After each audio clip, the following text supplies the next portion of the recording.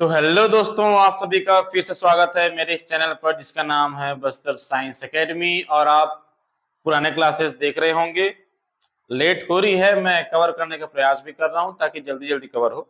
ठीक है, तो एटॉमिक फिजिक्स खत्म हो चुका है।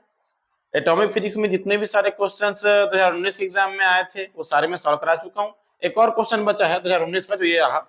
ठीक है, इसके बारे में हम पढ़े भी नहीं है लेकिन ये सॉल्व हो जाएगा। छोटा सा टॉपिक है, इसको देख लेना, बताता हूँ अभी। इसके साथ ही हम एटॉमिक फिजिक्स खत्म कर चुके हैं। अब आपका क्या काम क्या है, जितने भी क्वेश्चंस आए होंगे पुराने, मैं तो समय समय पर बताता रहूंगा जब रिवाइज कराऊंगा कोर्स खत्म करने के बाद तब। लेकिन जितने भी क्वेश्चंस 12th की बुक में है वो आप सभी सॉल्व कर लीजिए। जितने बुक फाइनल ईयर की बुक में है, ध्यान रखिए 12th की बुक में है एटॉमिक लेसन। ठीक है, और साथ ही साथ फाइनल ईयर के फिजिक्स के फर्स्ट पेपर में, है ना, चौथा या पांचवा यूनिट में, चौथा यूनिट में कुछ है, चौथा या पांचवा में एटॉमिक फिजिक्स, वहां से भी जितने भी क्वेश्चंस आएंगे उन क्वेश्चंस को, न्यूमेरिकल क्वेश्चंस को सॉल्व कर लीजिएगा। ठीक है, उनके एग्जांपल्स में जितने भी हैं और 12th में जितने भी हैं, जितने फॉर्मूले मैं बताया हूं उन्हीं से देखिएगा, एक्स्ट्रा और देखने की आवश्यकता नहीं है। बाकी कुछ कॉन्सेप्ट जो हम, जो फॉर्मूला नहीं है, कुछ कॉन्सेप्ट हैं जिसको मैं बताता रहता हूं आपको, वो याद होने चाहिए। और बुक से भी आप थोड़ा बहुत देख लीजिए ताकि अगर थ्योरिकल क्वेश्चन आ जाए तो मेरी बात अगर आपको याद ना आए तो कम से कम बुक से पढ़े रहोगे तो याद आएगा। तो ये क्वेश्चन आया हुआ है 2019 क्वेश्चन में, देख लीजिए क्या पूछ रहा है। The magnetic moment of a revolving electron, magnetic moment है ना, चुंबकीय आघूर्ण पूछा गया है। अगर कोई इलेक्ट्रॉन किसी न्यूक्लियस के चारों ओर क्या लगा रहा है, चक्कर लगा रहा है, तब उसके, तब क्या बोल रहा है कि जो तो उसका जो मैग्नेटिक मोमेंट होगा, चुंबकीय आघूर्ण जो होंगे वो वेरी करेंगे, मतलब प्रिंसिपल क्वांटम नंबर पर किस प्रकार डिपेंड करेंगे, या प्रिंसिपल क्वांटम नंबर के साथ साथ किस प्रकार मैग्नेटिक मोमेंट वेरी करेंगे। ठीक है, तो देख लो क्या होता है, आसान है। इसका फॉर्मूला याद रखना, मैग्नेटिक मोमेंट का फॉर्मूला होता है E/2m। E/2m आप, या आप देखे भी हो गायरो मैग्नेटिक, ऐसे कुछ कुछ आप पहले पढ़ चुके होंगे। E/2m और साथ में रहता है L, और L क्या है, angular momentum, orbital angular momentum. और आप लोग को मालूम है कि ऑर्बिटल एंगुलर मोमेंटम जो है ना, यहां पे ले जाता हूं। ऑर्बिटल एंगुलर मोमेंटम क्या होता है, H क्रॉस का इंटीग्रल मल्टीपल होता है, पूर्णांक गुणज होता है ना, H क्रॉस का। ठीक है ना, मतलब कि n H/2 का, है ना, H/2 का पूर्ण गुणज होता है, जहां n का वैल्यू क्या हो सकता है, 1 2 3, ऐसा कुछ भी हो सकता है। इसके बारे में बता चुका हूं। तो L के इस वैल्यू को अगर मैं यहाँ पे रख दूं तो क्या हो जाएगा, देखना जरा ध्यान से, n H/2 हो जाएगा। ध्यान से देखो कैसा बन जाएगा, इस n को मैं सामने रख रहा हूं, इधर हो जाएगा EH/2 × 4πm। तो आप ध्यान से देख लीजिए, मैग्नेटिक मोमेंट प्रोपोर्शनल किसके, n के, प्रिंसिपल क्वांटम नंबर के। तो आप ध्यान दीजिए। अच्छा, ये आपका angular moment, sorry, magnetic moment का कॉन्सेप्ट इतना में खत्म हो जाता है। इतना में जो भी पूछा जाएगा आप उन वैल्यू को यहाँ पे रखते जाएंगे। और ये रहा ऑप्शन, देख लीजिए कौन सा ऑप्शन सही है, option A is correct answer. ठीक है, एकदम आसान है, ज्यादा डिफिकल्ट वाली बात इसमें नहीं है। तो ये वाला क्वेश्चन खत्म। अब हम हमारा एटॉमिक फिजिक्स, आप इसमें स्क्रीनशॉट लेंगे तो ले लीजिए। एटॉमिक फिजिक्स हमारा खत्म होता है। एटॉमिक फिजिक्स जो भी क्वेश्चन आएंगे अभी के एग्जाम में, है ना, वो सारे क्वेश्चन आपसे सॉल्व हो जाएंगे। बस आप शर्त यही है कि कॉन्सेप्ट पेपर पढ़िए। न्यूमेरिकल क्वेश्चन जितने भी एग्जांपल्स में है, जितने भी आपको क्वेश्चन मिलते हैं, उन क्वेश्चंस को क्या करें, उन क्वेश्चंस को सॉल्व करें घर में बैठकर। और अगर आपसे सॉल्व नहीं होता है, कोई क्वेश्चन में आप अटक जा रहे हो, तो मेरा एक ईमेल आईडी है, ठीक है, D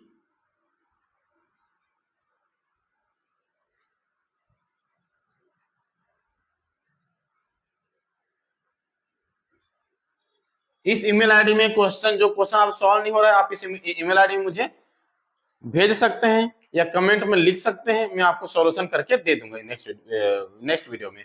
ठीक है, तो ये हमारा एटॉमिक फिजिक्स खत्म हुआ। अब इसके बाद हम स्टार्ट करेंगे न्यूक्लियर फिजिक्स। ठीक है, चलिए स्टार्ट करते हैं। तो एटॉमिक फिजिक्स खत्म हुआ, अब स्टार्ट करेंगे न्यूक्लियर फिजिक्स। और ये ध्यान रखना कि न्यूक्लियर फिजिक्स तो हम स्टार्ट करेंगे, साथ ही साथ पिछले 2019 में एक क्वेश्चन आया था, जो क्वेश्चन 2019 का जो क्वेश्चन था वो पार्टिकल फिजिक्स से आया था। तो पार्टिकल फिजिक्स में हमको ज्यादा कुछ नहीं पढ़ाई करना, कितने प्रकार के पार्टिकल्स होते हैं, कैसे कैसे बटे हुए हैं, मैं बस उसको थोड़ा सा आपको नॉलेज दे रहा हूँ। थोड़ा सा बस नॉलेज दे रहा हूँ ताकि न्यूक्लियर पढ़ने में हमको आसानी हो जाएगी, न्यूक्लियर फिजिक्स। और पार्टिकल फिजिक्स से भी अगर कुछ क्वेश्चन आएंगे आगे एक आध तो बना लोगे, ठीक है। तो पार्टिकल फिजिक्स में एक टॉपिक होता है एलिमेंट्री पार्टिकल, फंडामेंटल पार्टिकल, ऐसे पार्टिकल जिनके और सब स्ट्रक्चर नहीं होते, और है ना, और उनके कोई सब स्ट्रक्चर नहीं होते, उन्हें फंडामेंटल पार्टिकल या एलिमेंट्री पार्टिकल कहते हैं। अब बारी आई कि जैसे कि पीरियोडिक टेबल है केमिस्ट्री में, बहुत सारे एलिमेंट्स के बारे में मालूम चलता गया, तब फिर साइंटिस्ट लोग सब सोचने लगे कि इन पार्टिकल्स को किस प्रकार से टेबल में डिवाइड किया जाए। उसी प्रकार जब पार्टिकल्स की खोज होने लगी, तब पार्टिकल्स को किस प्रकार से, है ना, किस प्रकार से क्लासिफाई किया जाए। तो उसे क्लासिफिकेशन में बस सिर्फ क्लासिफिकेशन बस देखेंगे, कितने प्रकार के पार्टिकल होते हैं, कैसे उनके बिहेवियर होते हैं, ठीक है। तो पार्टिकल्स को क्या किया गया, उनके इंटरेक्शंस के आधार पर बांटा गया। इंटरेक्शंस, 4 प्रकार के इंटरेक्शन होते हैं। इलेक्ट्रोमैग्नेटिक इंटरेक्शन, है ना, इंटरेक्शन पहले सुन लीजिए, कितने प्रकार के इंटरेक्शन होते हैं, 4 प्रकार के इंटरेक्शन होते हैं, है ना। पहला होता है ग्रेविटेशनल, ठीक है, ग्रेविटेशनल जानते हो आप, है ना। दूसरा होता है इलेक्ट्रोमैग्नेटिक, ठीक है। तीसरा होता है स्ट्रॉन्ग इंटरेक्शन, और चौथा होता है वीक इंटरेक्शन, ठीक है। 4 प्रकार के इंटरेक्शन होते हैं। अब इनको आप ध्यान से जानते भी होंगे, इसके बारे में कुछ कुछ सुन लीजिए बस। ग्रेविटेशनल की आप पे, हमारे पे न्यूटन ने भी कहा है, न्यूटन का सार्वत्रिक गुरुत्वाकर्षण का नियम, कि ब्रह्मांड में जितने भी पिंड हैं सब एक दूसरे को अपनी तरफ क्या करते हैं, आकर्षित करते हैं। मतलब ग्रेविटेशनल फोर्स जो है वो कैसे नेचर का होता है, अट्रैक्टिव नेचर का होता है। कैसे नेचर का होता है, अट्रैक्टिव। अब अट्रैक्टिव नेचर का होता है, लेकिन जब बीच में कुछ ना, बीच में कुछ तो होगा मीडिएटर, बीच में कुछ तो होगा। जैसे कि चंद्रमा और पृथ्वी है, पृथ्वी और चंद्रमा के बीच क्या लग रहा है, ग्रेविटेशनल फोर्स, अट्रैक्टिव फोर्स, ठीक है। अब चंद्रमा को जाकर कौन बताएगा, पृथ्वी से कोई ना कोई जाना चाहिए चंद्रमा को बताने वाला कि भैया तुम पृथ्वी के चारों ओर चक्कर लगाओगे, तो कोई ना कोई मीडिएटर होना चाहिए, कोई मध्यस्थता करने वाला होना चाहिए, है ना, कोई पोस्टमैन होना चाहिए जो पृथ्वी से निकलकर चंद्रमा तक जाए, ठीक है, और चंद्रमा को बताए कि तुम पृथ्वी के चारों ओर ही घूमोगे, क्योंकि तुमको जो गुरुत्वाकर्षण बल मिल रहा है अधिकतम ज्यादा वो पृथ्वी से मिल रहा है, ठीक है। तो कौन बताता है, उसको बोलते हैं मेडिएटर। क्या बोलते हैं, मेडिएटर, मेडिएटर पार्टिकल, ठीक है। मेडिएटर पार्टिकल क्या होता है, ग्रेविटॉन, ग्रेविटॉन, ग्रेविटॉन मतलब जी, है ना, ग्रेविटॉन को जी से शो करते हैं, और इसका स्पिन होता है 2, कितना स्पिन क्या होता है, 2, ठीक है। फिर आता है इलेक्ट्रोमैग्नेटिक इंटरेक्शन। इलेक्ट्रोमैग्नेटिक इंटरेक्शन जानते हैं, जहां जहां फोटोन दिखा, जहां से लाइट निकल रही है ना, ये लाइट की आवश्यकता हो रही है, वो क्या कहलाता है, इलेक्ट्रोमैग्नेटिक इंटरेक्शन कहलाता है। जैसे सूर्य का लाइट हमको गर्मी देता है, ठीक है, वो एक इलेक्ट्रोमैग्नेटिक इंटरेक्शन ही है। लेकिन हम इसकी बात नहीं करेंगे, हम बात करेंगे केमिकल्स की बात करेंगे ना, पार्टिकल्स की बात करेंगे, ठीक है। हम तो बहुत बड़े कलेक्शन ऑफ मॉलिक्यूल्स हैं, ठीक है। तो ये हो गया इलेक्ट्रोमैग्नेटिक इंटरेक्शन। ज्यादा कुछ नहीं जानना है, जो आवश्यक है उतना ही बता रहा हूँ, एक्स्ट्रा भी आपको जानने की आवश्यकता नहीं है। स्ट्रॉन्ग इंटरेक्शन और वीक इंटरेक्शन, स्ट्रॉन्ग इंटरेक्शन और वीक इंटरेक्शन जो है नाभिक के अंदर लगता है, न्यूक्लियस के अंदर। खुद सोचिए, कोलंबियन फोर्स जो होता है, जैसे कि सोडियम है, सोडियम कितना होता है, 11, कितना होता है, 11। इसका मतलब यह हुआ कि इसका जो नाभिक होगा, नाभिक प्लस वाला, ये नाभिक है, और ये क्या है, उसके ऑर्बिट्स हैं। ऑर्बिट में कितने इलेक्ट्रॉन होंगे, टोटल 11 इलेक्ट्रॉन होंगे ऑर्बिट में, और न्यूक्लियस के अंदर क्या होंगे, 11 प्रोटॉन होंगे प्लस में। तो कोलंबियन फोर्स क्या बोलता है कि प्लस प्लस के बीच क्या होता है, रिपल्सन, और माइनस प्लस के बीच अट्रैक्शन, और माइनस माइनस के बीच भी रिपल्सन। तो सोच कर देखिए, अगर नाभिक के अंदर सिर्फ 11 प्रोटॉन है, 11 प्रोटॉन, ठीक है, 11 प्रोटॉन, सोच कर देखिए नाभिक का जो साइज है, नाभिक का साइज, ठीक है, नाभिक का साइज कितना छोटा होता है। एटम का जो साइज होता है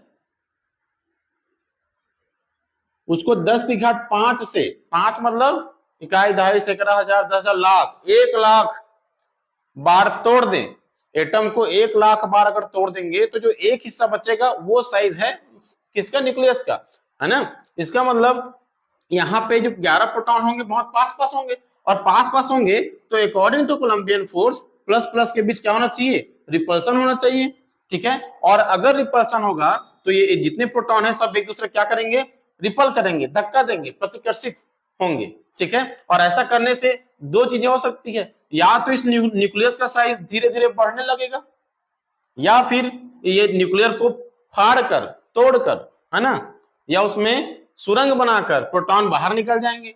और अगर ऐसा होता है प्रोटॉन बाहर निकल जाएंगे तो न्यूक्लियस का अस्तित्व नहीं रहेगा, न्यूक्लियस समाप्त हो जाएगा। इसका और जबकि ऐसा होता है क्या, न्यूक्लियस समाप्त नहीं होता, एटम समाप्त नहीं होता, ठीक है। इसका मतलब ये हुआ कि न्यूक्लियस के अंदर जो है कोलंबियन फोर्स नहीं लगता। न्यूक्लियस के अंदर कौन सा फोर्स लगेगा, स्ट्रॉन्ग और वीक फोर्स, जो चार्ज पर डिपेंड नहीं करेगा। ये कैसे फोर्स हैं, ये कैसे फोर्स हैं, न्यूक्लियस फोर्स, ठीक है। ये कैसे फोर्स हैं, ये क्या होते हैं, ये इंडिपेंडेंट ऑफ चार्ज होते हैं। कैसे होंगे, इंडिपेंडेंट ऑफ चार्ज, ठीक है। क्लियर है बात। इनका जो लाइन ऑफ मतलब ये जो फोर्स है इसका लाइन ऑफ एक्शन सेम नहीं होता, इसका सेम नहीं होता। कहने का मतलब ये है कि यहां पर अगर प्रोटॉन है, इसका मतलब ये दोनों एक दूसरे को या तो धक्का देंगे या खींचेंगे, सीधा सीधा ऐसा कुछ नहीं है। हो सकता है कि ये वाला प्रोटॉन इस प्रोटॉन को इस तरफ धक्का दे दे, ये वाला प्रोटॉन इस प्रोटॉन को इस तरफ धक्का दे दे, तो इन दोनों का जो फोर्स लग रहा है क्या वो अलाइन है, क्या एक ही लाइन में है, क्या नहीं है। एक लाइन मतलब ऐसा होना चाहिए, उसी का लाइन बोलेंगे, लाइन ऑफ एक्शन सीधा है। इसमें ऐसा नहीं होता, ठीक है। प्रोटॉन की बात करें, प्रोटॉन न्यूट्रॉन की बात करें, ठीक है, या न्यूट्रॉन की बात करें। ये देखो ये चार्ज वाले हैं, एक चार्ज वाला एक बिना चार्ज वाला, और दोनों बिना चार्ज वाला। इन सब के बीच फोर्स जो है, कौन सा फोर्स, स्ट्रॉन्ग फोर्स और वीक फोर्स एक समान लगेंगे। कैसे लगेंगे, एक समान, चार्ज पर डिपेंड नहीं करता है, ठीक है। ये क्वेश्चन सेट में भी आ चुका है, ये क्वेश्चन सीजीपीएससी क्वेश्चन में भी आ चुके हैं असिस्टेंट प्रोफेसर के, और ये क्वेश्चन आ सकता है, ठीक है। तो ये चार प्रकार के फोर्स होते हैं। अब इन फोर्स के तहत जो पार्टिकल्स जो है इलेक्ट्रोमैग्नेटिक इंटरेक्शन फील करता होगा, जो पार्टिकल स्ट्रॉन्ग इंटरेक्शन फील करता होगा, जो पार्टिकल वीक इंटरेक्शन फील करता होगा, वो जो पार्टिकल्स है उनको बांटा गया, डिवाइड किया गया, क्लासिफाई किया गया। मैं इतने सारे बातों में आपके काम का सिर्फ और सिर्फ ये लाइन है, 3 लाइन। आपके काम का सिर्फ 3 लाइन है लेक्चरर के पोस्ट के लिए, ठीक है। लेक्चरर हो चाहे जो भी पोस्ट हो, टीचर्स के लिए ये 3 लाइन इंपॉर्टेंट है, 1 2 3, ठीक है। इसका मैं चलता हूं क्लासिफिकेशंस की तरफ, ठीक है ना। तो इतना हो गया, समझ में आ गया होगा, सिर्फ मैं समझा रहा था। एक चीज और समझ लीजिए कि जब हम बात करेंगे न्यूक्लियर फिजिक्स की, किसकी, न्यूक्लियर फिजिक्स की अगर मैं बात करता हूं, इसका मतलब हम एटम की बात को बिल्कुल छोड़ देंगे। मतलब हम जो है बाहर जो ऑर्बिट है ना, ये ऑर्बिट, इस ऑर्बिट में जो भी इलेक्ट्रॉन होंगे उसकी बात हम करेंगे ही नहीं। हम सिर्फ अब किसके बारे में सोचेंगे, सिर्फ इसके बारे में, सिर्फ और सिर्फ किसके बारे में, इसके बारे में। और हम किसी के बारे में भी नहीं सोचेंगे। बातें क्लियर है, बिल्कुल नहीं सोचेंगे। सिर्फ इतना ही हमारे लिए है, इतना ही सब कुछ है। अभी इसी को भगवान मानकर चलना है, इसी को पढ़ाई करना है, ठीक है। इसका मतलब ये हुआ, अगर ऐसा बोलूंगा तो पहले मैं क्या बोलता था, ये कोई एटम है जिसका एटॉमिक नंबर Z है, ठीक है, और एटॉमिक मास A है, ऐसा बोलता था। लेकिन अब क्या बोलूंगा मैं कि अब ये न्यूक्लियस है, क्योंकि सिर्फ न्यूक्लियस की बात करूंगा। अब ये एटम नहीं रहा, अब ये न्यूक्लियस है। अब न्यूक्लियस का Z मतलब क्या हुआ, Z मतलब क्या होता है, नंबर ऑफ प्रोटॉन, इलेक्ट्रॉन नहीं, इलेक्ट्रॉन है ही नहीं यहाँ पे। और A मतलब क्या हो जाएगा, मास नंबर, ठीक है। A मतलब क्या हो जाएगा, मास नंबर, ठीक है ना। A बराबर क्या होता है, Z प्लस N, N क्या है, न्यूट्रॉन नंबर, ठीक है, नंबर ऑफ न्यूट्रॉन N, और Z नंबर ऑफ प्रोटॉन, और A मास नंबर। अगर तुमको न्यूट्रॉन निकालना कैसे करोगे, A से Z को क्या कर दोगे, माइनस, तो क्या निकल जाएगा, नंबर ऑफ न्यूट्रॉन, ठीक है। बात समझो, ये सिर्फ अभी वो चल रहा है आपका बेसिक चल रहा है न्यूक्लियर फिजिक्स का। इसके बाद मैं आगे बढ़ता हूं। यहां तक क्लियर है, समझ में आया होगा कि ये 3 लाइन बहुत इंपॉर्टेंट है, और जितना अभी जो भी पढ़ेंगे उसके लिए ये बहुत इंपॉर्टेंट है, ध्यान रखिएगा। आगे बढ़ते हैं। तो इस प्रकार न्यूक्लियर फिजिक्स का जो है अपन थोड़ा बेसिक देख लिए। अब पार्टिकल फिजिक्स मतलब पार्टिकल कैसे कैसे बटे हुए हैं उसको थोड़ा ध्यान देना। पार्टिकल को कितने भागों में बांटा गया, मैं पहले बता रहा हूं, लेप्टॉन। क्या बता रहा हूं, लेप्टॉन। लेप्टॉन क्या है, एलिमेंट्री पार्टिकल के बारे में बात किया था मैं कि एलिमेंट्री पार्टिकल वो पार्टिकल है जिसका कोई सब स्ट्रक्चर नहीं होता है। तो वही एलिमेंट्री पार्टिकल जो है क्लासिफाई हो रहे हैं, बांट रहे हैं, उसे कितने प्रकार से बांट सकते हैं। तो हम एक को मतलब अलग अलग ग्रुप में बांटे, अलग अलग ग्रुप में जो वीक इंटरेक्शन फॉलो करता है, जो वीक इंटरेक्शन फॉलो करता है उसको लेप्टॉन बोला गया। ठीक है ना, जो वीक इंटरेक्शन मैं अभी जस्ट बताया था कि इंटरेक्शंस के आधार पर पार्टिकल्स को बांटा गया, तो जो वीक इंटरेक्शन फील करते हैं उसको लेप्टॉन बोलते हैं। अब लेप्टॉन क्या है, किसी ग्रुप का नाम है, किसी भी ग्रुप का नाम, जैसे कि साहू, यहाँ साहू लोग रहते हैं, मतलब इस घर में क्या है कि साहू का परिवार रहते हैं। अब वहां 10 लोग रहेंगे, 10 का नाम अलग अलग रहेगा, लेकिन सब क्या रहेंगे, साहू रहेंगे। ठीक है, ये देवांगन का घर है। ठीक है, इसका मतलब क्या हुआ कि वहां देवांगन लोग रहते हैं, लेकिन बहुत सारे लोग रहते हैं अलग अलग नाम के। तो उसी प्रकार लेप्टॉन क्या है, एक फैमिली का नाम है, ग्रुप। ठीक है, अब इसके अंदर पार्टिकल्स आएंगे। ठीक है ना, पहला आया इलेक्ट्रॉन, पहला क्या आया, इलेक्ट्रॉन। और जैसे इलेक्ट्रॉन निकलेगा, इलेक्ट्रॉन के साथ हमेशा क्या निकलता है, एंटी न्यूट्रिनो। ये क्या है, इलेक्ट्रॉन, क्या है, इलेक्ट्रॉन, और ये क्या है, एंटी न्यूट्रिनो। एंटी न्यूट्रिनो, किसके एंटी न्यूट्रिनो, इलेक्ट्रॉन का। न्यू लिखा, न्यू, न्यू की छोटा सा ई। ठीक है ना, ये अगर, और साथ ही साथ जब भी कोई पार्टिकल निकलता है तो उसके साथ उसका एंटी पार्टिकल निकलता है। तो पार्टिकल इलेक्ट्रॉन हो गया, तो एंटी पार्टिकल क्या हो जाएगा, पॉजिट्रॉन। ठीक है, और इसका एंटी पार्टिकल क्या हो जाएगा, न्यूट्रिनो। ये न्यूट्रिनो है, ये उसके ऊपर में कॉम्प्लीमेंट लगा दिए तो वो एंटी न्यूट्रिनो हो गया। ठीक है, इसी प्रकार सेकेंड होता है म्यूऑन, म्यू माइनस और म्यू का न्यूट्रिनो। ठीक है, चलिए ऐसा कर लेते हैं। हाँ ठीक है, अब एक चीज मैं बात करूंगा, जो आपके मन में सवाल आ रहा होगा, इधर ध्यान दीजिए। और ये म्यूऑन हो गया, उसका न्यूट्रिनो, म्यूऑन का न्यूट्रिनो, तो क्या हो जाएगा, ये देखो एंटी म्यूऑन और म्यूऑन का ऐसा। ठीक है, तीसरा होता है टाउऑन। अच्छा, इसका नाम क्या है, म्यूऑन, म्यूऑन। ठीक है ना, इसका नाम है टाउऑन, टाउऑन। ठीक है ना, और इसका न्यूट्रिनो। ठीक, अब मैं ये क्यों बता रहा हूं, अब मैं क्यों बता रहा हूं, क्वेश्चन आया हुआ है इसलिए बता रहा हूं, अदरवाइज मैं इस टॉपिक को छेड़ता भी नहीं। ठीक है ना, ये सेट के लेवल का क्वेश्चन, सेट का टॉपिक है, पीजी लेवल का टॉपिक है। ये पीजी में ही पढ़ते हैं, हम स्कूल में पढ़ते ही नहीं, और ना ही हम यूजी में पढ़ते हैं, मतलब बीएससी में भी हम नहीं पढ़ते हैं इसको, हम सीधे इसको एमएससी में पढ़ते हैं। लेकिन सवाल आ गया तो क्या करें। तो देखिए इलेक्ट्रॉन क्या है, लेप्टॉन है। अब आपके मन में सवाल आएगा कि अभी जस्ट तो देवांगन सर बोल रहे थे कि हम इलेक्ट्रॉन के बारे में बात नहीं करेंगे। तो भैया एक चीज समझ लो कि इलेक्ट्रॉन सिर्फ और सिर्फ बाहर जो ऑर्बिट है ना, ये न्यूक्लियस हो गया और ये क्या हो गया, ऑर्बिट। तो मैं यहाँ की इलेक्ट्रॉन की बात नहीं कर रहा हूं, मैं किसकी बात कर रहा हूं, न्यूक्लियस के अंदर के इलेक्ट्रॉन की। अब न्यूक्लियस के अंदर तो इलेक्ट्रॉन रहता नहीं है, रह भी नहीं सकता, उसके बहुत सारे कारण है कि न्यूक्लियस के अंदर इलेक्ट्रॉन क्यों नहीं रह सकता, उसके बहुत सारे एग्जाम्पल्स हैं। ठीक है ना, ये बहुत सारे प्रूफ हैं, नहीं रह सकता। लेकिन जब प्रोसेस होता है ना, रिएक्शंस जब होते हैं, तो at the time of reaction, reaction के टाइम में बीटा डीके होता है, बीटा ना न्यूक्लियस से निकलेगा, बीटा प्लस न्यूक्लियस से निकलेगा। तो बीटा माइनस मतलब होता है इलेक्ट्रॉन, और बीटा प्लस मतलब पॉजिट्रॉन का निकलना। वो कुछ समय जब रिएक्शन होता है, जब प्रोटॉन न्यूट्रॉन में बदलता है और न्यूट्रॉन प्रोटॉन में बदलता है, तो इलेक्ट्रॉन या फिर पॉजिट्रॉन बाहर निकलता है। ठीक है, हम इसकी बात कर रहे हैं, हम इसकी बात कर ही नहीं रहे हैं। ठीक है, तो ये हो गया लेप्टॉन, लेप्टॉन का फैमिली हो गया। अब आएगा कौन, अब कौन आएगा, ये खत्म, लेप्टॉन खत्म। अब इसके बाद आएगा हेड्रॉन्स, ये अलग फैमिली है, हेड्रॉन्स। अब हेड्रॉन्स के अंदर दो फैमिली बनाया गया। ठीक है, एक फैमिली बोला जाने लगा मेसॉन, ठीक है, और एक को बोला जाने लगा बेरियन।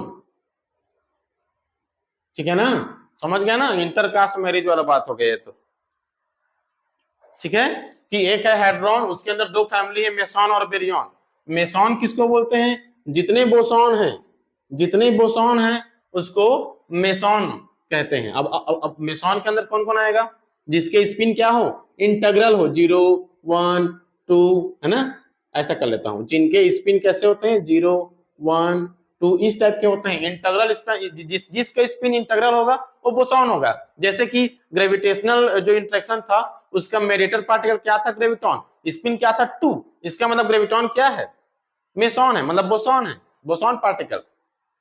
फोटॉन, फोटॉन का क्या होता है, स्पिन 1 होता है, वो भी क्या है, बोसॉन है। ठीक है, बेरियन किसको बोलते हैं, सारे फर्मियन को बोलते हैं, फर्मियन। अब फर्मियन किसको बोलेंगे, जिनके स्पिन हाफ इंटरवल हो, 1/2, 3/2, 5/2, इस टाइप के जो स्पिन रखते हैं उन्हें फर्मियन कहते हैं। ठीक है, इसमें जितने भी होंगे उन सब का स्पिन क्या होता है, 1/2, जितने पार्टिकल है सबका स्पिन क्या होता है, 1/2। और पैरिटी, पैरिटी, ठीक है, पैरिटी क्या होता है, हिंदी में शायद समता ऐसा कुछ बोलते हैं, पैरिटी क्या होता है, इवन, इवन मतलब +1। ठीक है, मेसॉन, जितने मेसॉन है इसका स्पिन क्या होगा, 0, जो नीचे आने वाले हैं, यहाँ पे जो बताऊंगा ही मैं ऐसे करके, जितने भी सबका स्पिन 0 और पैरिटी -1। अब क्या क्या आएगा देख लो, यहाँ पे आएगा पाइऑन, पाई माइनस, पाई प्लस और पाई 0, इसका नाम है पाइऑन। क्या होता है, पाइऑन। दूसरा है केऑन, के माइनस और के 0, नहीं के प्लस और के 0, इसको बोलते हैं केऑन। और तीसरा होता है ईटा मेसॉन, ऐसा ईटा 0, इसको बोलते हैं ईटा मेसॉन। ठीक है, ये सारे पार्टिकल्स क्या हैं, बोसॉन्स हैं, जो है ना मेसॉन के अंतर्गत आते हैं। इन सब का स्पिन 0 है, इसका भी, इसका भी, इसका भी। ठीक है, और पैरिटी क्या है, ऑड पैरिटी, मतलब -1। उसी प्रकार यहां पे देख लो, अब यहाँ पे जितने भी आएंगे उस सबका स्पिन क्या होगा, 1/2, और पैरिटी क्या होगा, +1, पैरिटी क्या होगा, +1। देख लो, पैरिटी +1, -1, +1। अब इसमें जो है ना एक पार्टिकल को छोड़कर बाकी सबका स्पिन क्या होता है, 1/2। जैसे पहला देख लो, sigma, sigma plus, sigma minus, sigma 0, इसको बोलते हैं सिग्मा। ठीक है ना, इसके बाद आता है कैस्केड, कैस्केड को ऐसे शो कर देंगे, माइनस, है ना ऐसा, इसको बोलते हैं कैस्केड, कैस्केड। ठीक है, तीसरा है लेम्बडा, क्या, लेम्बडा। और चौथा है, चौथा को यहां पे लिख रहा हूं ओमेगा, ओमेगा माइनस। ठीक है, ओमेगा। यही जो है ना, ये जो पार्टिकल है वो रेजोनेंस पार्टिकल है। कौन सा पार्टिकल, रेजोनेंस पार्टिकल, इसलिए इसका स्पिन बस क्या होता है, 3/2 होता है, बाकी सब का स्पिन 1/2 होता है। तो ये पार्टिकल फिजिक्स का बस मुझे क्लासिफिकेशन बताना था, तो ये क्लासिफिकेशन हो गया। अब एक चीज समझिएगा, लेप्टॉन में कौन है, लेप्टॉन में कौन है, इलेक्ट्रॉन और न्यूट्रिनो। ध्यान से जाना ना, देखते जाना ध्यान से। लेप्टॉन में क्या है, इलेक्ट्रॉन, ठीक है, और न्यूट्रिनो। ठीक है, इलेक्ट्रॉन और न्यूट्रिनो, ठीक है ना। उसके बाद बेरियन में देखो, बेरियन में कौन है, प्रोटॉन। अच्छा, एक चीज बताना भूल गया, बेरियन के अंदर ये सारे पार्टिकल आ गए। अब एक चीज और बच गया, इसके अंदर एक पार्टिकल और आएंगे जिसको नाम दिया गया न्यूक्लियॉन्स। क्या बोला गया, न्यूक्लियॉन्स। इस शब्द का प्रयोग बार बार करूंगा, न्यूक्लियॉन्स, जो न्यूक्लियस के अंदर स्थायी रूप से पाए जाते हैं। तो न्यूक्लियॉन्स मतलब न्यूक्लियस के अंदर क्या क्या होते हैं, प्रोटॉन होते हैं, और दूसरा क्या होता है, न्यूट्रॉन, प्रोटॉन और न्यूट्रॉन। अब पूरा तरीके से कंप्लीट हुआ। ठीक है, तो बेरियन के अंदर कौन कौन है देखो, तो ये दोनों न्यूक्लियॉन्स, न्यूक्लियॉन्स मतलब प्रोटॉन और न्यूट्रॉन। ठीक है, और एक चीज और बच गया, बोसॉन, बोसॉन मतलब मेसॉन, मेसॉन मतलब बोसॉन। मेसॉन के अंदर कौन आता है, फोटॉन, फोटॉन यहाँ पे दिख नहीं रहा है, लेकिन फोटॉन का स्पिन क्या होता है, 1। अब ध्यान दीजिए, मैं इनको अलग से क्यों लिखा हूं, देखो लेप्टॉन में इलेक्ट्रॉन और न्यूट्रिनो लिखा हूं, बेरियन में प्रोटॉन, इसका जो टाइप है प्रोटॉन न्यूट्रॉन मतलब न्यूक्लियॉन्स को लिखा हूं, और मेसॉन में लिखा फोटॉन। ये सभी कैसे पार्टिकल हैं, स्टेबल पार्टिकल हैं, स्थायी पार्टिकल हैं। समझ आ रहा है, कैसे पार्टिकल हैं, स्थायी पार्टिकल हैं, घबराने का नहीं। ये सभी के सभी कैसे पार्टिकल हैं, स्टेबल पार्टिकल हैं। मैं आपको एक सवाल दिखाने वाला हूं, आंसर आप खुद बताइएगा। ठीक है, देख लीजिए, एक क्वेश्चन ध्यान से देखिए, मैं आपको सीधा क्वेश्चन पेपर ही दिखाने वाला हूं, ध्यान से देखिएगा, है ना। ये है क्वेश्चन पेपर, और ये 23 वाला क्वेश्चन पढ़कर देखिए।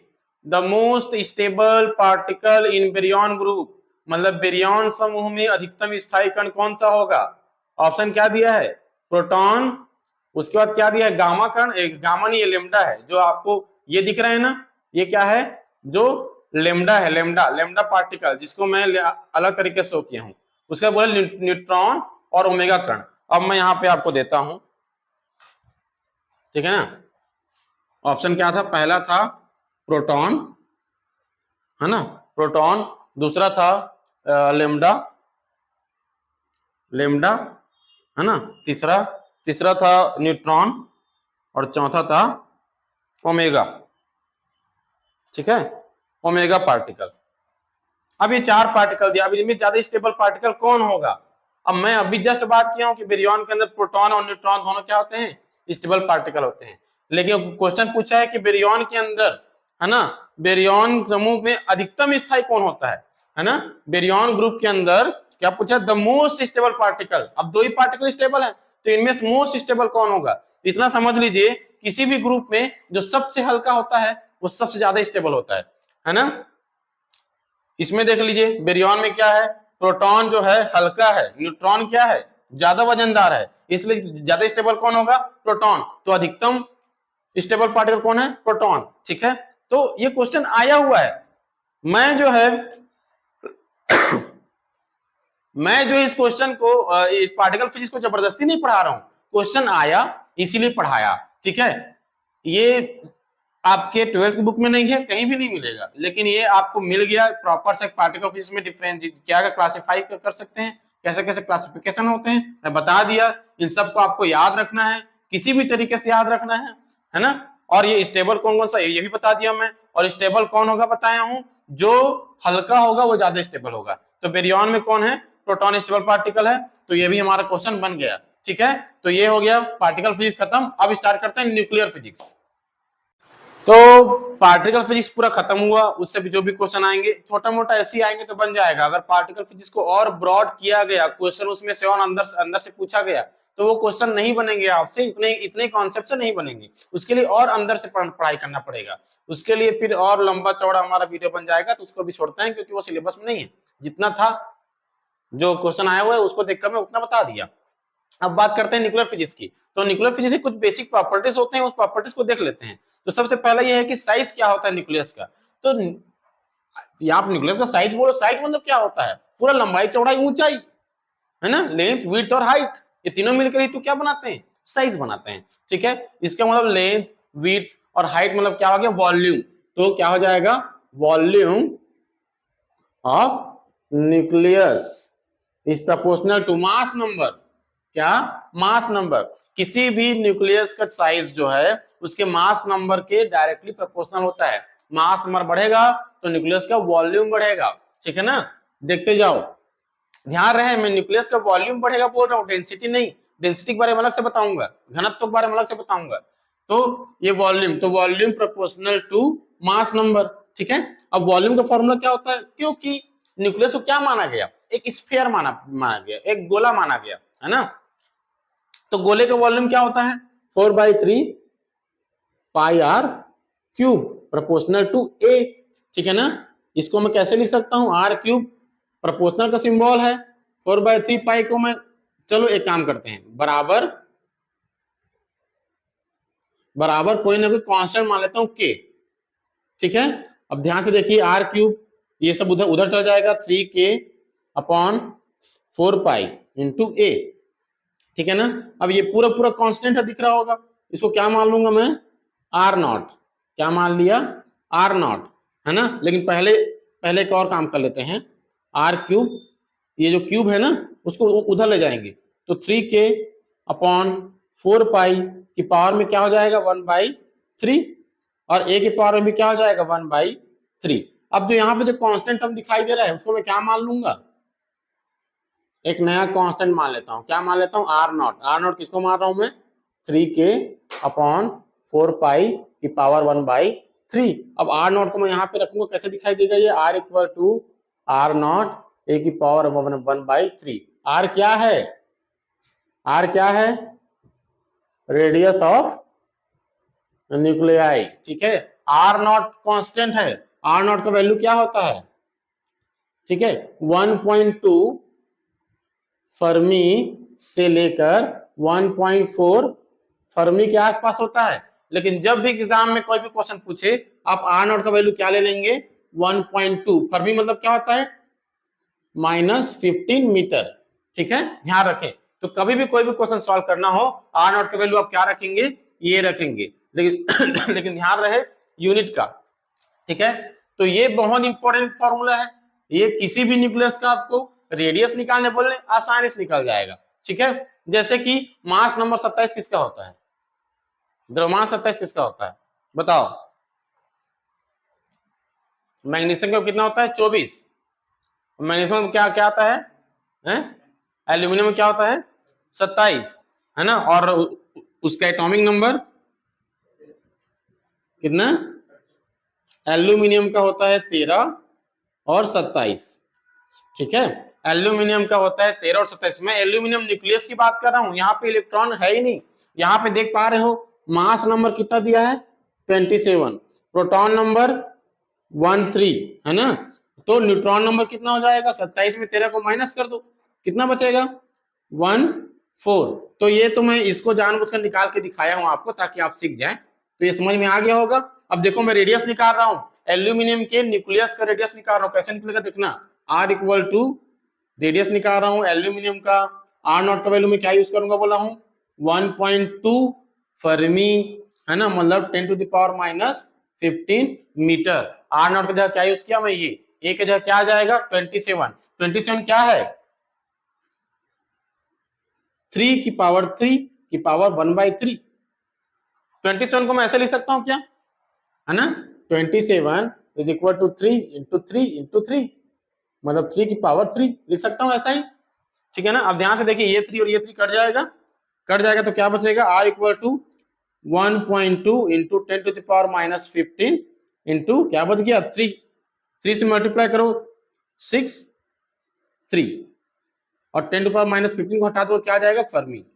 मतलब कि एल्यूमिनियम की न्यूक्लियस का रेडियस क्या होता है, रेडियस 3.6 फर्मी। तो अगर किसी भी न्यूक्लियस का आपको रेडियस निकालने बोला जाए तो इस फॉर्मूले से निकल जाएगा। ठीक है, अब इस फॉर्मूले का एक और उपयोग देखिए। ठीक है, इस फॉर्मूले का एक और उपयोग देखिए, अगर मान लो ऐसा दिया जाए कि किसी एक का आपको रेडियस दिया है और दूसरे का रेडियस निकालना है। ठीक है, तो कैसे निकालोगे, एक और एग्जांपल दो जिसका क्यूब जो है, बताओ।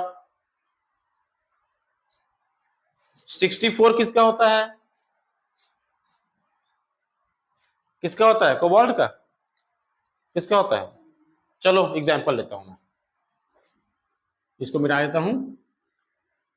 अगर एग्जांपल आपको कुछ क्वेश्चन ऐसा पूछा जाए, क्या पूछेगा कि मान लो एल्यूमिनियम 13 और क्या है 27। ठीक है, इसका जो है रेडियस आपको दिया गया है, मैं एल्यूमिनियम की रेडियस को R1 बोल दे रहा हूं, इसका रेडियस दिया हुआ 3.6 फर्मी, जो कि हम अभी जस्ट निकाले हैं। फिर दूसरा क्वेश्चन पूछता है कोई एक दूसरा, है ना, कोई एक दूसरा, मैं ऐसी नॉर्मल एग्जांपल ले रहा हूं ना, कोई दूसरा कोई भी न्यूक्लियस है जिसका मास नंबर है 64।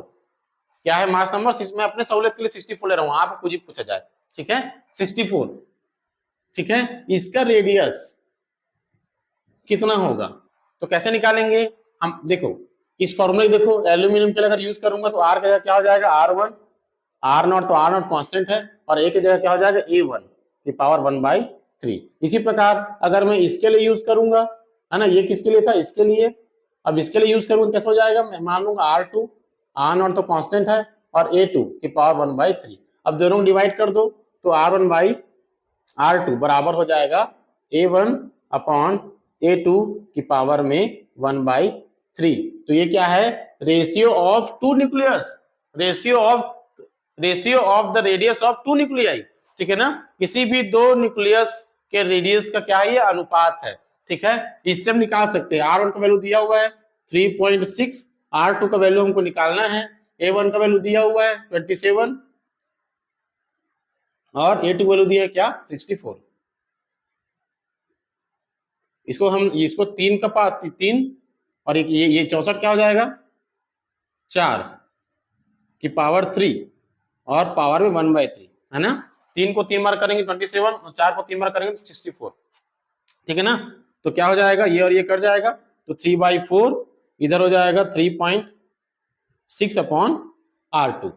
ठीक है ना, अभी R2 इधर आ जाएगा इस साइड, तो ये आ गया R2 बराबर इधर हो जाएगा 4 और अपॉन में आ जाएगा 3, मतलब ऐसा 4 इंटू 3.6 अपॉन में 3। अब देखो ये 4 हो गया, 3 से डिवाइड करोगे तो 1.2 आएगा और 4 से मल्टीप्लाई करो तो क्या हो जाएगा, कितना जाएगा, फर्मी। ये देख लो है कि नहीं। रेडियस देखो कैसे बढ़ रहा है, पहले एल्यूमिनियम का मास नंबर क्या है, कम है इसके तुलना में, 64 के तुलना में, इसलिए इसका रेडियस क्या था, कम था, और इसका रेडियस क्या हो गया, उससे ज्यादा आया। देखो मतलब साइज बढ़ता है, ठीक है, मास नंबर के बढ़ने के साथ साथ। तो ये जो मैं बताया हूं सिर्फ और सिर्फ आपको दो चीजें बस इसमें याद रखनी है, ठीक है। पहला कि जो साइज है या फिर वॉल्यूम है वो मास नंबर के प्रोपोर्शनल होता है, मास नंबर के साथ साथ वॉल्यूम मतलब साइज भी बढ़ते जाएगा, ठीक है। ये एक पहला चीज। दूसरा, ये रेडियस का फॉर्मूला आपको याद रखना है। तीसरा, आर नॉट का वैल्यू आपको याद रखना है जो यूज करना है, हो गया। उसके बाद आपको mass number, proton number, neutron number निकालने आना चाहिए, इतना हो गया। साथ ही साथ अगर कोई भी दो न्यूक्लियस दिया जाए और दो न्यूक्लियस में से एक के बारे में पूरा इंफॉर्मेशन दिया जाए और दूसरे का रेडियस पूछा जाए तो दोनों का रेशियो वाले फॉर्मूले सॉल्व हो जाएगा। तो ये फॉर्मूला, ठीक है, ये और ये आपको ये तीनों याद रखना है। साइज ऑफ न्यूक्लियस खत्म हुआ ये टॉपिक। हाँ, तो देख लिए आप न्यूक्लियर का साइज क्या होता है। अब मैं बता रहा हूं कि न्यूक्लियस की डेंसिटी कितनी होती है, ठीक है, न्यूक्लियर डेंसिटी। अब न्यूक्लियर डेंसिटी मतलब क्या होता है, कोई भी डेंसिटी निकालो, है ना। डेंसिटी इक्वल टू क्या होता है, mass upon volume, mass upon volume. इसके बारे में बात करेंगे, ठीक है। न्यूक्लियस का मास कितना होता है। अब न्यूक्लियस का मास किस पर टिका होता है, प्रोटॉन पर, न्यूट्रॉन पर। एक प्रोटॉन का मास कितना, mp, और टोटल कितने प्रोटॉन होते हैं, z। तो z mp क्या हो गया, प्रोटॉन का मास, प्लस न्यूट्रॉन का मास क्या होगा, mn, ठीक है। और टोटल कितने न्यूट्रॉन होते हैं, कितने न्यूट्रॉन होते हैं, मास नंबर से जितना प्रोटॉन है उसको हटा दो, बाकी बचे न्यूट्रॉन। तो ये क्या है, ये मास ऑफ न्यूक्लियस है। अच्छा, अगर मान लो, है ना, मान लो कि प्रोटॉन का मास और न्यूट्रॉन का मास लगभग क्या है, इक्वल है, थोड़ा सा ही तो बस चेंज रहता है, मान लो लगभग इक्वल है, तो इसको मैं क्या मान लूंगा, मास ऑफ न्यूक्लियन। क्या मान लेता हूं, मास ऑफ न्यूक्लियन। न्यूट्रॉन का मास भी वही, प्रोटॉन का मास भी वही। तब ये फॉर्मूला कैसे हो जाएगा, देखना, Zmn प्लस ए से मल्टीप्लाई करूं, यहाँ पे क्या आ जाएगा, ये mn, मल्टीप्लाई कर रहा हूं Amn माइनस Zmn, ठीक है ना। और ये कट जाएगा, दिख रहा है, तो क्या बचेगा, Amn। तो यही क्या है, यही क्या है, मास है, ठीक है, यही क्या है, मास है। तो मास निकल गया। वॉल्यूम का फॉर्मूला आपको पता है ना, वॉल्यूम का फॉर्मूला आपको मालूम है, पॉज करता हूं, ठीक है ना। तो वॉल्यूम आप जान रहे हो क्या होता है, अभी जस्ट बताया था, क्योंकि उसको क्या माना गया, स्फीयर माना गया, तो 4/3 पाई आर क्यूब ऐसा हो जाएगा, ठीक है ना। अब तुमको मालूम है आर बराबर क्या होता है, आर नॉट ए की पावर 1/3। अब दोनों तरफ क्यूब करो तो आर का क्यूब बराबर क्या हो जाएगा, आर नॉट का क्यूब, और ए का क्या हो जाएगा, क्यूब करूंगा तो 1/3 कैंसिल हो जाएगा।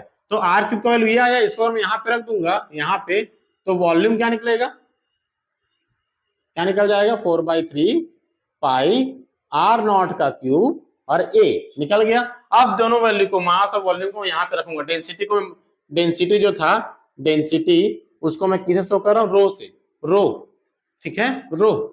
और मास कितना हो जाएगा, mn, और इंटू में क्या है, ए है, ठीक है। और अपॉन में क्या हो जाएगा, वॉल्यूम, जो कि वॉल्यूम ये रहा 4/3 पाई आर नॉट क्यूब ए। अब ध्यान से देखना, ए और ए कट जाएगा तो रो का वैल्यू क्या आया। मैं इतना लंबा चौड़ा सॉल्यूशन क्यों कर रहा हूं, मैं छोटा सा बता सकता था ना, लेकिन आपको कॉन्सेप्ट क्लियर होना चाहिए, आर नॉट क्यूब। अब ध्यान से देखिए, न्यूट्रॉन का मास आपको मालूम है 1.67 इंटू 10 टू पावर -27, इसका वैल्यू 4/3 का वैल्यू पता है, पाई का वैल्यू पता है, आर नॉट का वैल्यू भी पता है, इन सब वैल्यूज को रख देंगे तो रो का वैल्यू क्या आ गया, देखो एक ना क्या आया है, कांस्टेंट आया, नहीं आया है, ये पूरा कांस्टेंट है।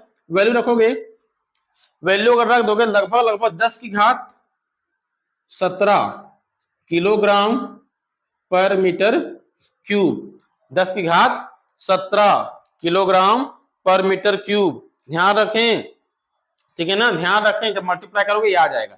अब यहाँ पे एक चीज ध्यान दो, जो रो है, डेंसिटी है, वो किस पर डिपेंड कर रहा है?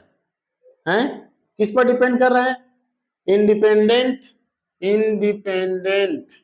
ऑफ क्या? Mass number. मास नंबर है क्या इसके फॉर्मूले में? नहीं है, डिपेंड नहीं कर रहा है। Similarly independent of proton number, independent of neutron number, ये किसी पर भी डिपेंड नहीं कर रहा है। देखो इसका मतलब ये हुआ कि जो डेंसिटी मतलब क्या होता है कि 1 मीटर क्यूब, मतलब एक काम करो, एक गोला बना लो या फिर एक क्यूब बना लो। क्यूब, एक ऐसा क्यूब जिसका लंबाई, क्यूब समझते हो ना, ऐसा वाला क्यूब है ना, ऐसा वाला जिसका लंबाई, चौड़ाई, ऊंचाई सब क्या हो, 1-1 मीटर हो, 1-1 मीटर हो।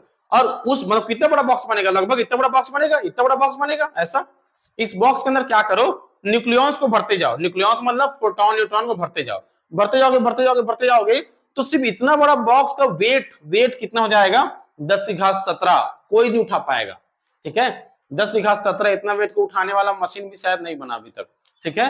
तो 10 की घात 17 किलोग्राम न्यूक्लियॉन्स उसमें समा जाएंगे 1 मीटर क्यूब वाले साइज के क्यूब में, ठीक है, घन में। क्लियर है बात? और ये किसी पर भी डिपेंड नहीं करता। इसका मतलब इसका मतलब ये हुआ कि अगर आपको एग्जाम्पल दिया जाए, है ना, मतलब एक क्वेश्चन पूछा जाए कि हमारे पास कोई एक न्यूक्लियस है, ठीक है ना, Z और A, और दूसरा है Y, दूसरा न्यूक्लियस Z और A, ठीक है, और बोला जाए कि दोनों के डेंसिटी का रेशियो निकालो। मैं बोलता हूं कि इसका डेंसिटी है ρ1, इसका डेंसिटी है ρ2, तो इसके लिए भी ρ1 निकालोगे, सेम फॉर्मूला आएगा, इसके लिए भी ρ2 निकालोगे, सेम फॉर्मूला, क्योंकि A और Z से कोई मतलब नहीं है। और दोनों को अगर डिवाइड कर दोगे तो क्या आ जाएगा आंसर? 1। इसका मतलब क्या हुआ कि किसी भी न्यूक्लियस का डेंसिटी, हर न्यूक्लियस का डेंसिटी क्या होता है? समान होता है, इक्वल होता है। डिवाइड करके आंसर क्या आ जाएगा? 1, ठीक है ना। बात क्लियर है? तो ये हो गया न्यूक्लियर साइज। अब लास्ट छोटा टॉपिक बचा न्यूक्लियर कंसंट्रेशन, उसके बाद हम अपने जबरदस्त वाले टॉपिक में चले जाएंगे। ये भी अच्छे टॉपिक है, इनसे क्वेश्चंस भी आए हुए हैं। बस ध्यान रखना कि nuclear density is independent of mass number, proton number, neutron number, ठीक है, ध्यान रखिएगा। तो ये वाला टॉपिक भी खत्म होता है, स्क्रीनशॉट ले लीजिए। तो न्यूक्लियर डेंसिटी देख लिए। अब देखेंगे हम लोग न्यूक्लियर पार्टिकल कंसंट्रेशन, मतलब न्यूक्लियर का जो पार्टिकल है उसकी कंसंट्रेशन क्या होती है, सांद्रता क्या होती है, सांद्रता। ध्यान रखिए, इसका फॉर्मूला होता है mass density upon mass of one nucleon. इसको समझते हो? डेंसिटी मतलब, इसका मतलब मैं बताया था ना, 1 मीटर साइज के घन बनाइए, क्यूब बनाइए, उसे प्रोटॉन न्यूट्रॉन को भरते जाइए, तो उसका वेट हो जाएगा, मास हो जाएगा 10 की घात 17। लेकिन कितना न्यूट्रॉन आया, कितना प्रोटॉन आया, उसकी संख्या कौन बताएगा? उसको बोलते हैं कंसंट्रेशन, सांद्रता, ठीक है। तो कितना पार्टिकल आया उसको देख लेंगे। तो मास डेंसिटी कितना है, इसका मतलब यह हुआ कि एक बेंच है, एक बेंच में 3 लोग बैठ सकते हैं, तो 10 बेंच में कितने लोग बैठेंगे? तो 10 बेंच बटे क्या करोगे, एक बेंच में कितने लोग बैठते हैं, मतलब टोटल बेंच मास डेंसिटी बटे एक बेंच में कितने लोग, मतलब एक बेंच में कितने लोग बैठेंगे, 3। समझ आ रहा नहीं आ रहा है? उसी प्रकार मास डेंसिटी कितना था? 1 और किसी भी एक न्यूक्लियॉन का मास क्या होता है? कुछ इस प्रकार होता है, चाहे प्रोटॉन का मास होता है, न्यूक्लियॉन का, सॉरी न्यूट्रॉन का। तो ये आप देख पा रहे हो, नॉर्मल सा है। इसमें भी क्या है, ये भी इंडिपेंडेंट ऑफ मास नंबर है। इसको लगभग सॉल्व करोगे ना, 10⁴ न्यूक्लियॉन आएंगे। कितने आएंगे?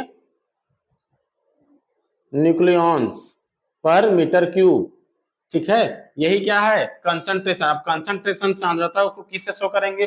कहीं कहीं एन से शो कर देते हैं, कहीं कहीं कुछ से, है ना। ये कंसंट्रेशन है, ध्यान रखिए, ठीक है ना। इसका मतलब ये हुआ कि 1 मीटर क्यूब का अगर घन बनाएंगे तो उसमें प्रोटॉन न्यूट्रॉन को भरते जाएंगे, इतना भरिए कि उस क्यूब में एक भी जगह ना बचे। तो उसमें टोटल कितने न्यूट्रॉन या कितने प्रोटॉन आ जाएंगे? 10 की घात 44। बहुत बड़ी संख्या है, ठीक है। और इसके फॉर्मूला भी देख लीजिए क्या है यहाँ पे। ना ही मास नंबर आया, ना ही प्रोटॉन नंबर और ना ही न्यूट्रॉन नंबर। इसका मतलब ये सभी से इन लोग क्या होते हैं? इंडिपेंडेंट होते हैं, मतलब इन पर डिपेंड करते ही नहीं है, ठीक है। चाहे कोई भी किसी का भी न्यूक्लियस हो, एल्यूमिनियम का हो, प्रोटॉन का हो, न्यूट्रॉन का, कुछ भी न्यूक्लियस हो, उनके लिए न्यूक्लियॉन कंसंट्रेशन क्या होगा? 10 की घात 44। बात क्लियर है? तो यहां तक जो बेसिक प्रॉपर्टी थी जो मेजर बेस में बेसिक प्रॉपर्टी थी जिससे क्वेश्चन आ सकते थे वो ये रहा। ठीक है, तो इसके बाद हम नेक्स्ट वीडियो में देखेंगे आगे क्या क्या पढ़ना है। बेफिक्र रहिए, मस्त रहिए, व्यस्त रहिए, पढ़ते रहिए। ठीक है, बिल्कुल भी गैप मत कीजिए। मेरे थोड़ा स्वास्थ्य अच्छा नहीं चल रहा है, इसलिए रेगुलर क्लासेस नहीं ले पा रहा हूँ, प्रयास कर रहा हूँ रेगुलर क्लासेस हो पाए। ठीक है, फिर मिलते हैं नेक्स्ट वीडियो पर, तब तक के लिए जय जोहार, जय छत्तीसगढ़, जय हिंद।